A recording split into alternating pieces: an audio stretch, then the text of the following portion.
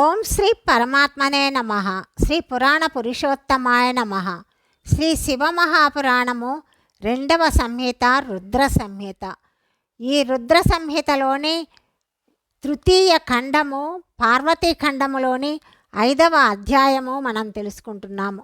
మొత్తం పార్వతీ ఖండములోని 4వ భాగము ఈరోజు మనం తెలుసుకుంటాము.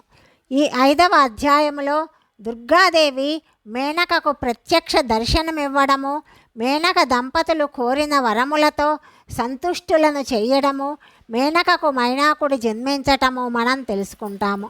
నారదుడు అడుగుతున్నాడు, తండ్రి, దుర్గాదేవి అంతర్ధానం అయ్యింది. దేవతలు తమ తమ ధామములకు వెళ్ళిపోయారు. దాని తరువాత ఏం జరిగింది? బ్రహ్మ సమాధానముగా ఇలా చెప్తున్నాడు, నా పుత్రులలో శ్రేష్ఠుడవగు విప్రోత్తమ నారద, విష్ణువు మొదలగు దేవతలు హిమవంతునకు మేనకకు దుర్గాదేవిని ఆరాధించమని చెప్పి వెళ్ళిపోయారు. అప్పుడు గిరిరాజును మేనకయు గొప్ప తపస్సు చేశారు. శంభుదేవుని శివదేవిని వారు రాత్రింబవళ్ళు చింతన చేస్తూ భక్తియుక్త చిత్తముతో నిత్యము సముచిత రీతిలో ఆరాధింపసాగారు. హిమాచలుని పత్ని అయిన మేనక ఎంతో ప్రసన్నురాలై సతీశివులను పూజింపసాగింది. ఆమె వారిని సంతోషపరచటానికి సదా బ్రాహ్మణులకు దానములిస్తూ ఉండేది. సంతానకాంక్షను మనస్సులో ఉంచుకొని చైత్రమాసారంభము నుండి 27 సంవత్సరములు దీక్షతో ప్రతిదినము ఎంతో ఆసక్తితో ఆ దేవిని పూజించి ఆరాధింపసాగింది. ఆమె అష్టమి నాడు ఉపవాసముండి నవమి రోజు లడ్డు, బలి సామాగ్రి, పీఠము, పాయసము, సుగంధ పుష్పములు మొదలైనవి దేవికి నివేదించింది. గంగానది ఒడ్డున ఓషధి ప్రస్థమునందు ఉమాదేవిని మట్టితో చేసి నానా విధములైన వస్తువులను సమర్పించి ఆమెకు పూజ చేసింది. మేనకాదేవి ఒక్కొక్కప్పుడు ఆహారమేమీ తీసుకునేది కాదు. ఇంకొకప్పుడు వ్రత నియమములను అమలుపరిచేది. మరొకప్పుడు నీటిని మాత్రమే త్రాగి ఉండేది. అప్పుడప్పుడు గాలినే ఆహారముగా తీసుకునేది. విశుద్ధ తేజస్సుతో ప్రకాశిస్తూ దేదీప్యమానురాలైన మేన ఎంతో భక్తితో శివుని యందు మనస్సును లగ్నము చేసి 27 సంవత్సరములు గడిపింది. ఆ సమయము గడిచిపోగా జగన్మయి శివకామిని జగదంబయైన ఉమాదేవి ఎంతో ప్రసన్నురాలయ్యింది. మేనక యొక్క ఉత్తమ భక్తికి ఎంతో సంతోషించి పరమేశ్వరి ఆమెకు అనుగ్రహించటానికి ఆమె ఎదుట ప్రకటితురాలయ్యింది. తేజోమండల మధ్యమున విరాజమానురాలై దివ్య అవయవములతో భాసిల్లుతూ ఉమాదేవి ప్రత్యక్ష దర్శనమిచ్చి మేనాతో నవ్వుతూ ఇలా పలికింది, గిరిరాజకు హిమవంతుని రాణివి నీవు, మహాసాధ్వివి. నేను నీ తపస్సు చేత ఎంతో ప్రసన్నురాలనైనాను. నీ మనస్సునందున్న కోరికను చెప్పు. నీ తపస్సు, వ్రతములు, సమాధి ద్వారా ప్రార్థించిన వస్తువులనన్నింటినీ నేను నీకు ఇస్తాను. ప్రత్యక్షముగా ప్రకటమైన కాళికాదేవిని చూసి మేనా ప్రణమిల్లి ఇలా పలికింది, దేవి, ఇప్పుడు నాకు నీ ప్రత్యక్ష రూపము దర్శనమైంది. నేను మిమ్మల్ని స్తుతించాలి అనుకుంటున్నాను. కాళిక, అందుకు నీవు ప్రసన్నురాలవు కమ్ము. బ్రహ్మ చెప్తున్నాడు, నారద, మేనక ఈ విధముగా పలికిన పిమ్మట సకలమును మోహింపచేయు కాళికాదేవి మనస్సులో అత్యంత ప్రసన్నురాలైంది. తన 2 బాహువులను సాచి మేనాను హృదయమునకు హత్తుకున్నది. అప్పుడు ఆమెకు మహాజ్ఞానము ప్రాప్తించింది. మేనాదేవి ప్రియవచనములతో భక్తిభావముతో తన ఎదుట నిలబడి ఉన్న కాళికాదేవిని స్తుతింపసాగింది. మేనక ఈ విధముగా స్తుతిస్తున్నది, మహామాయ, జగత్తును ధారణ చేయుచున్న చండిక, లోకధారిణి, మనోవాంఛిత సకల పదార్థములను ప్రసాదించడి తల్లియగు ఉమాదేవికి నేను ప్రణామములు చేస్తున్నాను. నిత్యానంద ప్రదాతయగు మాయ, యోగనిద్ర, జగజ్జనని, చక్కని కమలముల మాలచే అలంకృతురాలైన నిత్య సిద్ధ ఉమాదేవికి నేను నమస్కరిస్తున్నాను. అందరికి నీ మాతామహురాలు, నిత్య ఆనందప్రద, భక్త శోకనాశిని, కల్పపర్యంతము స్త్రీలకు ప్రాణులకు బుద్ధిరూపిణి అయిన దేవి, అట్టి మాతకు ప్రణమిల్లుతున్నాను. అమ్మా, నీవు యతీంద్రుల అజ్ఞానమును బంధమును నశింపచేయటానికి కారణమైన బ్రహ్మ విద్యవు. నా వంటి స్త్రీలు నీ ప్రభావమును ఏమని వర్ణించగలరు? అథర్వ వేదమునందలి హింస నీవే. దేవి, నీవు నేను కోరిన ఫలమును సదా ప్రసాదింపుము.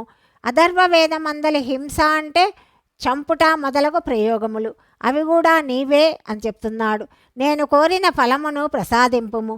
భావహీనము అదృశ్య నిత్యానిత్య తన్మాత్మలతో నీవే పంచభూత సముదాయమును జోడిస్తావు. భావహీనము అంటే ఆకారరహితము. నీవే వాటికి శాశ్వతమైన శక్తివి. నీ స్వరూపము నిత్యము. అప్పుడప్పుడు నీవు యోగముతో కూడి సమర్థవంతమైన స్త్రీ రూపమున ప్రకటితమవుతావు. నీవే జగత్తుకు జన్మనిచ్చుదానివి, ఆధార శక్తివి. ప్రాకృత తత్వమునకు అతీతమైన నిత్య ప్రకృతిగా పిలువబడతావు. బ్రహ్మస్వరూపమును వశపరుచుకొనడి అంటే తెలుసుకొనడి ఆ నిత్య విద్య కూడా నీవే. మాత, నేడు నా ఎడల ప్రసన్నురాలవు కమ్ము. అగ్నిలోపల వ్యాపించి ఉన్న భయంకరమైన దహన శక్తివి నీవే. సూర్యకిరణములయందుండి వాటిని ప్రకాశింపచేయు శక్తివి నీవే. చంద్రుని అందలి ఆహ్లాద శక్తి నీ రూపమే. అట్టి చండీదేవివైన నిన్ను స్తుతించి వందనము చేస్తున్నాను. నీవు స్త్రీలకు ఎంతో ప్రియురాలవు. ఊర్ధ్వరేతస్కులకు బ్రహ్మచారులకు ధ్యేయభూతము. నిత్య బ్రహ్మశక్తియు నీవే. సకల జగత్తుకు కోరిక మరియు శ్రీహరి యొక్క మాయ కూడా నీవే. ఇచ్ఛానుసారము రూపమును ధరించి సృష్టిపాలన సంహారములనే కార్యములను నిర్వహిస్తావు. బ్రహ్మ విష్ణు రుద్రుల శరీరములకు కూడా కారణము నీవే. వారు ముగ్గురును నీవే. దేవి, నీవు నా ఎడల ప్రసన్నురాలవు కమ్ము. నీకు మరలా మరలా నమస్కరిస్తున్నాను. బ్రహ్మ చెప్తున్నాడు, నారద, ఈ విధముగా మేనా స్తుతించగా దుర్గా కాళికాదేవి మరలా ఆమెతో ఇలా పలికింది. నీవు నీ మనోవాంఛిత వరమును కోరుకో. హిమాచల ప్రియ, నీవు నాకు ప్రాణ సమాన ప్రియవు. నీకు ఏమి కావాలో కోరుకొనుము, దానిని తప్పక ప్రసాదిస్తాను. నీకు ఇవ్వరానిదేది కూడా లేదు. మహేశ్వరి ఉమాదేవి పలికిన అమృత సమాన మధుర వచనములు విని హిమగిరి ప్రియ మేనక ఎంతో సంతుష్టురాలయ్యింది. ఇలా పలుకుతున్నది, అమ్మా శివాదేవి, నీకు జయమగుగాక, జయమగుగాక. ఉత్కృష్టమైన జ్ఞానయుక్తవు. మహేశ్వరి జగదంబిక, నేను వరమును పొందటానికి యోగ్యురాలైనచో మిమ్మల్ని శ్రేష్టమైన వరమడుగుతాను. జగదంబ, మొదట నాకు 100 మంది పుత్రులు కావాలి. వారందరూ దీర్ఘాయువులు కావాలి. బల పరాక్రమములతో కూడి బుద్ధి సిద్ధులతో సంపన్నులు కావాలి. ఆ పుత్రుల తరువాత ఒక పుత్రిక కావాలి.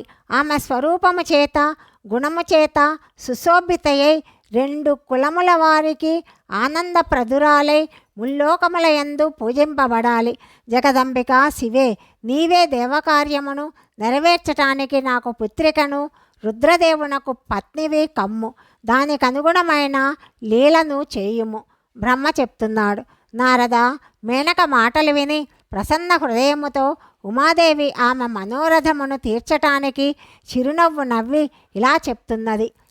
దేవి చెప్తున్నది, మొదట నీకు 100 మంది బలవంతులైన పుత్రులు కలుగుతారు.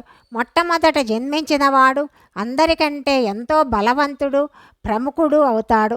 నీ భక్తితో సంతుష్టురాలనైన నేను స్వయముగా నీకు పుత్రిక రూపమున అవతరిస్తాను. సకల దేవతలతో సేవింపబడుతూ వారి కార్యమును సఫలము చేస్తాను. ఈ విధముగా పలికి జగద్ధాత్రి పరమేశ్వరి కాళికాదేవి మేనక చూస్తూ ఉండంగానే అదృశ్యమైంది. నాయన, మహేశ్వరి చేత అభీష్ట వరమును పొంది మేనకకు కూడా అపార హర్షము కలిగింది. ఆమెకు తపస్సు వలన కలిగిన క్లేశమంతా నశించింది. మునేంద్ర, తరువాత కాలక్రమమున మేనక గర్భము దినదిన ప్రవర్ధమానము కాజొచ్చింది. సమయానుకూలముగా ఆమె ఒక ఉత్తమ పుత్రునికి జన్మనిచ్చింది. అతని పేరు మైనాకుడు. అతడు సముద్రముతో ప్రశస్తమైన మైత్రిని జరిపాడు. ఈ అద్భుత పర్వతము నాగవధువులకు భోగానుభవ స్థలమై శోభిల్లింది. దాని సకల అంగములు శ్రేష్టములై ఉన్నాయి. హిమవంతుని 100 పుత్రులలో ఇతడు అందరికంటే ఉత్తముడు. గొప్ప బల పరాక్రమ సంపన్నుడు. తనతో పాటుగా లేక తన తరువాత ప్రకటితమైన సకల పర్వతములలో మైనాకుడొక్కడే పర్వతరాజ పదమునందు ప్రతిష్ఠితుడయ్యాడని బ్రహ్మదేవుడు నారదునితో చెప్పాడని శౌనకాది మునులకు సూత మహర్షి చెప్పాడు. అధ్యాయము 5 సమాప్తము. 6వ అధ్యాయము గురించి తదుపరి భాగంలో తెలుసుకుందాం. సర్వం శ్రీ పరమేశ్వరార్పణమస్తు.